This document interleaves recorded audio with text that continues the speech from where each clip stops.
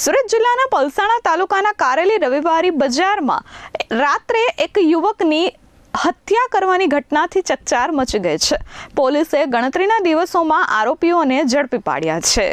ગત તારીખ 26 એપ્રિલના રવિવારના રોજ પલસાણા જિલ્લાના કારેલી ગામથી દસ્તાન જવાના રસ્તા પર રવિવારી હાટ બજારમાં રાત્રિના સમયે ત્રણેક ઈસમોએ એક વ્યક્તિને ઊભો રાખ્યો હતો અને તારું નામ પ્રીતમ છે તેવું પૂછ્યું હતું, જેથી ઊભા રહેલા વ્યક્તિએ પોતાનું નામ પ્રીતમ હોય તેવું જણાવ્યું હતું. ત્રણેય ઈસમોએ કંઈ પણ વાતચીત કર્યા વગર જ આડેધડ પ્રીતમ નામના ઈસમ પર ચપ્પુના ઘા ઝીકી દીધા હતા અને કરપીણ હત્યા કરી નાખી હતી.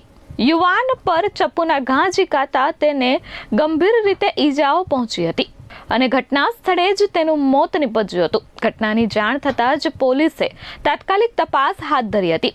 જિલ્લા એલસીબી એસઓજીની ટીમો ઘટના સ્થળે પહોંચી હતી અને ટીમો બનાવી ગણતરીના કલાકોમાં જ આરોપીઓને ઝડપી પાડ્યા હતા. પકડાયેલ આરોપીઓએ શા માટે હત્યા કરી અને શું મુખ્ય કારણ હતું તે દિશામાં તપાસ હાથ ધરી છે.